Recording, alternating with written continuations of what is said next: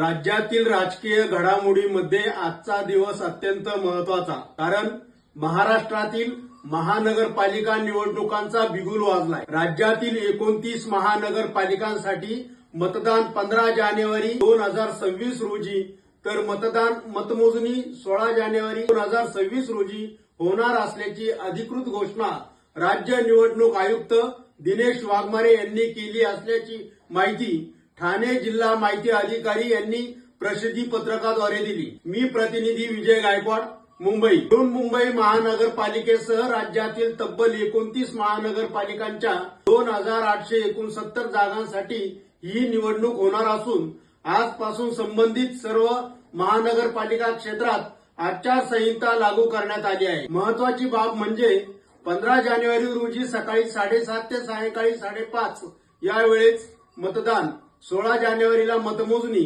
ही संपूर्ण निवडणूक प्रक्रिया सर्वोच्च न्यायालयाच्या अंतिम निकालाच्या अधीन राहणार आहे।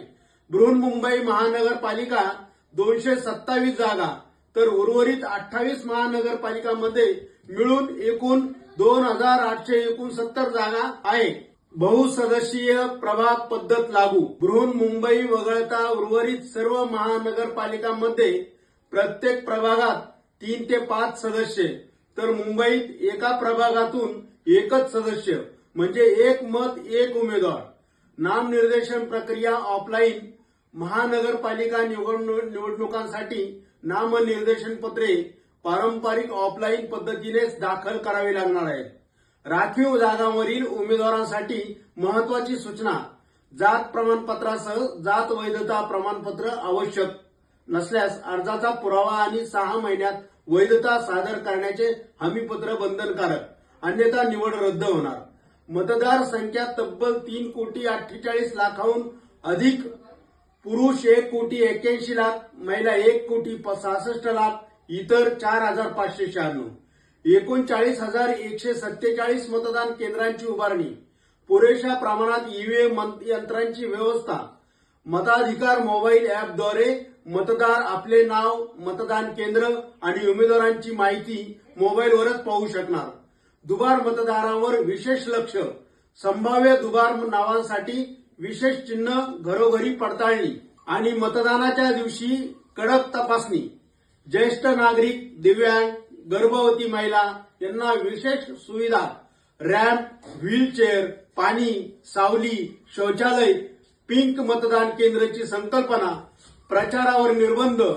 13 जानेवारी 2026 रोजी सायंकाळी 5:30 नंतर कोणत्याही प्रकारच्या जाहिरातीवर पूर्णबंदी।